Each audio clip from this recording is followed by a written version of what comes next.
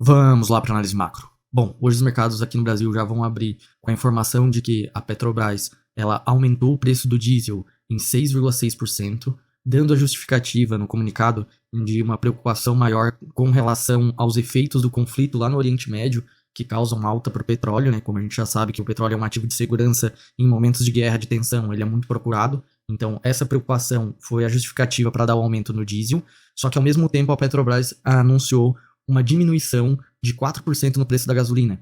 E a justificativa que ela deu para essa redução na gasolina foi uma esperada diminuição sazonal da demanda, ou seja, ela está projetando menos consumo de gasolina nos próximos meses. Basicamente é isso. Só que assim, toda alteração no combustível tem reflexo na inflação, e o que importa para os mercados e para a gente aqui no Brasil é realmente qual o impacto que isso vai ter na inflação. E, basicamente, a redução da gasolina que foi dada, ela mais do que compensa o aumento de 6,6% que foi dado no diesel, porque a gasolina tem um peso muito maior no IPCA, que é o indicador de inflação aqui no Brasil. Basicamente, a gasolina representa 5,06% do IPCA, enquanto que o diesel representa só 0,23% do IPCA. Então, isso autocompensa e ainda sobra, né? Então, o reflexo tende a ser positivo, tanto é que os economistas já estão revisando as projeções de inflação um pouco mais para baixo até o final do ano.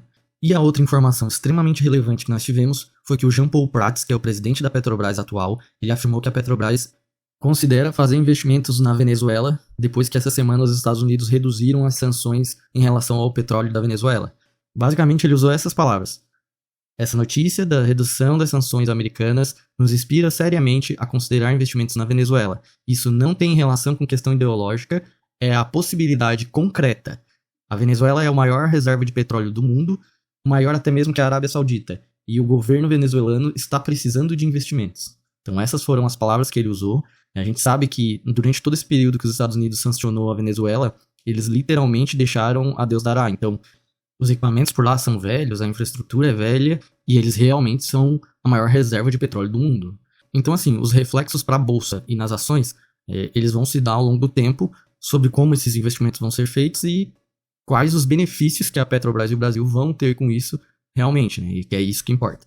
E no resto do mundo, nós estamos tendo, assim, uma preocupação nas bolsas, no geral. Durante a madrugada inteira, a gente teve Ásia fechando negativo, Europa está negativa e os Estados Unidos também, a princípio, estão negativos agora durante a manhã. Já falando sobre os Estados Unidos, ontem nós tivemos a fala do presidente do Banco Central americano, que reflete aqui para o Brasil, reflete para o mundo inteiro, em que ele até deu uma acalmada em alguns momentos no mercado, o mercado até deu uma aliviada no momento da fala dele, só que o contexto, o resumo final da fala dele ficou entendido que a próxima decisão de política monetária lá vai ser de pausa, só que para as próximas reuniões ele deixou em aberto, afirmando que pode ter sim mais aumentos de juros, dependendo se a economia dos Estados Unidos ainda continuar muito resiliente, o que a gente lembra que é o principal prejudicial para o resto do mundo. Enquanto a economia dos Estados Unidos não desacelerar, o Fed vai ter que manter essa taxa de juros alta, o que força com que os outros bancos centrais do mundo também mantenham taxas de juros mais altas, e reflete negativamente aqui no Brasil. E para complementar já um cenário mais negativo para as bolsas, ontem nós acabamos tendo ataques de drones a bases americanas que ficam lá na Síria e no Iraque.